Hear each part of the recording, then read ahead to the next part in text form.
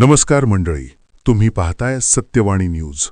अजित पवारांच्या निधनाच्या दिवशी सुप्रिया सुळेंच्या देहबोलीची मापं काढली गेली आणि त्याच मापांवरून अजित पवार गेल्यानंतर तिसऱ्या दिवशी सुनेत्रा पवार यांनी उपमुख्यमंत्रीपदाची शपथ घेण्याच्या निर्णयाला जस्टिफाय करण्यासाठी ती देहबोली कारण ठरवली गेली, ज्यामुळे वेळ मारून नेली गेली.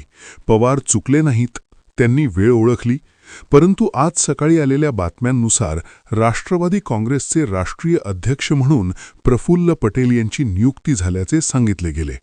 पण पियुष गोयल यांच्या ट्विटमध्ये ती बातमी खोटी असल्याचे म्हटले गेले आणि प्रफुल्ल पटेल स्वतः सांगत नाहीत की पियुष गोयलांच्या बोलण्यात अर्थ नाही. तर सुनेत्रा पवारांना उपमुख्यमंत्री पद देऊन सुप्रिया सुळेंचा डाव पलटवला की प्रफुल्ल पटेलांचा डाव बसवला, यावर कोणी बोलत नाही.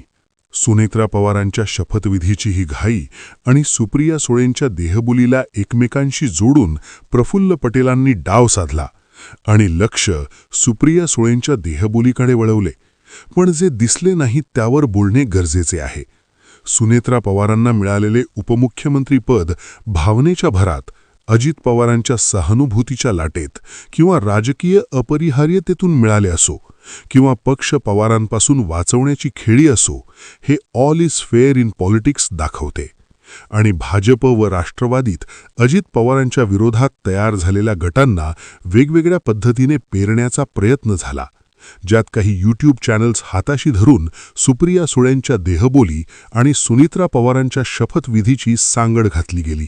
आज प्रफुल्ल पटेलांच्या राष्ट्रीय अध्यक्षपदाची घोषणा फेक बातमी म्हणून फिक्स केलेले नरेटिव्ह सांगते की राष्ट्रवादीचा पक्ष वाऱ्यावर आहे. पण केंद्रीय नेते पियुष गोयल मुलाखतीत प्रफुल्ल पटेल राष्ट्रीय अध्यक्ष आहेत असे सांगतात. प्रमुख मीडिया बातम्या चालवतात आणि प्रफुल्ल पटेल त्या काउंटर करतात. पण पियुष गोयलांच्या स्टेटमेंटचा अर्थ काय यावर बोलणे सोयीस्कर नाही. आता पुन्हा सांगा, राष्ट्रवादी पवारांपासून वाचवायची, सुप्रिया सुळेंपासून वाचवायची की पटेल नावापासून? कारण भावनेतून मिळालेले कोणतेही पद कर्तृत्वाने सिद्ध करावे लागते. शरद पवारांनी आपल्या हयातीत नेतृत्वाला कर्तृत्वाची जोड देऊन नेते घडवले, घरातील सदस्य किंवा कार्यकर्ते. अजित पवारांच्या निधनाच्या धक्क्यातून महाराष्ट्र अजून सावरलाही नव्हता, तेव्हाच सुप्रिया सुळेंच्या देहबोलीचे मोजमाप सुरू झाले. त्याच मोजपट्ट्याने फक्त तिसऱ्या दिवशी सुनेत्रा पवार उपमुख्यमंत्रीपदाची शपथ घेऊन उभ्या राहिल्या.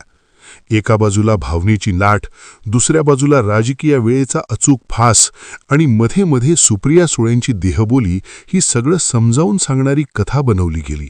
पण खरी खेळी कुठे होती? देहबोलीत की दिल्ली मुंबईच्या गुप्त बैठकीत?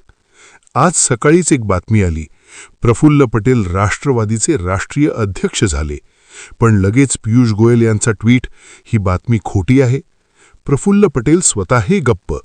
मग प्रश्न उरतो तोच, ही फेक न्यूज का पसरवली गेली? कोणाला फायदा होतोय? सुनेत्रा पवारांना उपमुख्यमंत्री करून सुप्रियाचा डाव का पलटवला गेला की प्रफुल्ल पटेलांचा वेगळा डाव यशस्वी झाला? सुनेत्रा पवारांच्या शपथविधीची ही घाई आणि सुप्रिया सुळेंच्या देहबोलीला एकमेकांशी जोडून एक परिपूर्ण नाट्य रचले गेले. सगळे लक्ष देहबोलीकडे, पण असली खरी चाल कुठे चालली होती हे कोणी बोलत नाही. भावनेच्या भरात मिळालेले पद असो, सहानुभूतीची लाट असो की पक्ष वाचवण्याची राजकीय अपरिहार्यता असो, all is fair in politics हे पुन्हा एकदा सिद्ध झाले. आणि या सगळ्या नाटकात शरद पवारांना पुन्हा विलन बनवण्याचा प्रयत्न सुरू झाला. पण सत्य हे आहे, शरद पवारांनी कधीही घरातील कोणालाही जनतेवर थोपवले नाही. अजित पवार, सुप्रिया सुळे, रोहित पवार हे सर्व जनतेने निवडलेले आणि कर्तृत्वाने उभे राहिलेले नेते आहेत. पार्थ आणि सुनेत्रा यांच्याबाबत अपवाद आहे, पण त्यामागचे कारणही पवारांनीच स्पष्ट केले आहे. आता प्रश्न फक्त एकच उरतो, राष्ट्रवादी पवारांपासून वाचवायची, सुप्रिया सुळेंपासून वाचवायची की पटेल नावापासून? पक्षावर लादले नाहीत, मग ते पार्थ पवार असोत किंवा योगेंद्र पवार, प्रत्येकाला जनतेसमोर जाण्याची संधी दिली, पण अपयशी ठरल्यावर मागच्या दाराने थोपवले नाही. अजित पवार, सुप्रिया सुळे, रोहित पवार हे जनतेतून निवडून आलेले आहेत आणि त्यांच्या कर्तृत्वाने मोठे झालेले आहेत. सुनेत्रा पवारांना उपमुख्यमंत्री केल्यानंतर पार्थ पवारांना राज्यसभेत पाठवण्याच्या चर्चा सुरू आहेत. पण 2019च्या लोकसभेत मावळमधून पार्थ पवारांना संधी देऊनही ते पराभूत झाले आणि त्यांना शरद पवार कारणीभूत असल्याचा आरोप झाला, ज्यामुळे पवारांबाबत राजकीय फुलपट्टी लावली जाते. पार्थ पवारांच्या बोलण्याला कवडीची किंमत देत नाही असे सांगून ते शरद पवारांमुळे पडले हे नरेटिव्ह फिक्स करण्यासाठी टीम काम करते. सुनेत्रा पवार 2024च्या बारामती लोकसभेत पराभूत झाल्या, ज्याने जनाधार ओळखण्यात पवारांचा हात सिद्ध झाला.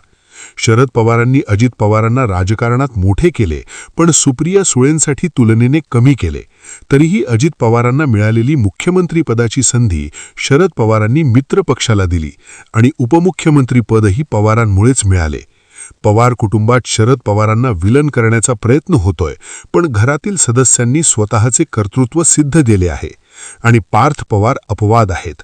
सुनेत्रा पवारांनी शरद पवारांना विश्वासात न घेता शपथ घेतली, ज्यामुळे त्यांच्या मनातील राग उकललेला नाही.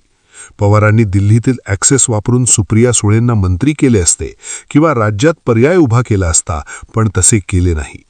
अजित पवारांना दिलेली ढील सुप्रिया सुळेंना दिली नाही, तरी पार्थ आणि सुनेत्रा पवारांबाबत पवारांना टार्गेट केले जाते. पार्थ पवारांना मावळमधून उमेदवारी शरद पवारांनी दिली, पण त्यांच्या भानगडींमुळे ते अपयशी ठरले. सुनेत्रा पवारांना सुप्रियासमोर उभे करणे चूक होते हे अजित पवारांनी मान्य केले आणि भाजपने उभे केले असा मेसेज दिला गेला. सुप्रिया देशात, अजित राज्यात हा अलिखित नियम अजित पवारांनी ओलांडला. सुनेत्रा पवारांना बाहेरील म्हटले तर कौटुंबिक अँगल का जोडला? कारण बारामतीकरांनी मातकुळातील उमेदवाराला साथ दिली. कुटुंब आणि राजकीय भूमिका वेगळ्या असाव्यात हे पवारांनी दाखवले. जसे अजित पवारांनी पार्थच्या जमीन घोटाळ्यात स्वतःला वेगळे केले, सुप्रिया सुळेंनीच पार्थला पाठीशी घातले. पवारांकडून वारसा थोपवला नाही, निवडणूक लढा आणि कर्तृत्व सिद्ध करा हे पथ्य पाळले. सध्याच्या परिस्थितीत पवारांना कुटुंबातील विलन बनवले जाते आहे. अजित पवारांच्या जाण्यानंतर सुनेत्रा पवारांनी तातडीने शपथ घेतली, ज्याने पवारांबाबत भीती दिसते. पक्ष ताब्यात घेणे पवारांना शक्य होते, पण पेशन्स ठेवला. सुनेत्रा, पार्थ पवार आता सक्रिय राजकारणात आहेत. भविष्यात अजित पवारांची पुण्याई कामी येईल, पण शरद पवार नावाशिवाय किती शक्य? पवार सुप्रिया सुळेंच्या भविष्यासाठी करत आहेत, तर अजित पवार 2023ला बाहेर पडण्यापूर्वी कोणी अडवले होते? सुप्रीम कोर्ट ओरिजिनल राष्ट्रवादी कुणाची हे ठरवेल, पण प्रफुल्ल पटेलांचे नाव पियुष गोयल जाहीर करतात आणि प्रफुल्ल पटेल फेक म्हणतात. ही फेक आहे की नाही व्यक्त व्हा. तुम्हालाही काय वाटते हे कमेंटमध्ये नक्की सांगा. आणि अशाच राजकीय घडामोडी जाणून घेण्यासाठी आपल्या सत्यवाणी न्यूज या चॅनलला सबस्क्राईब करा. धन्यवाद.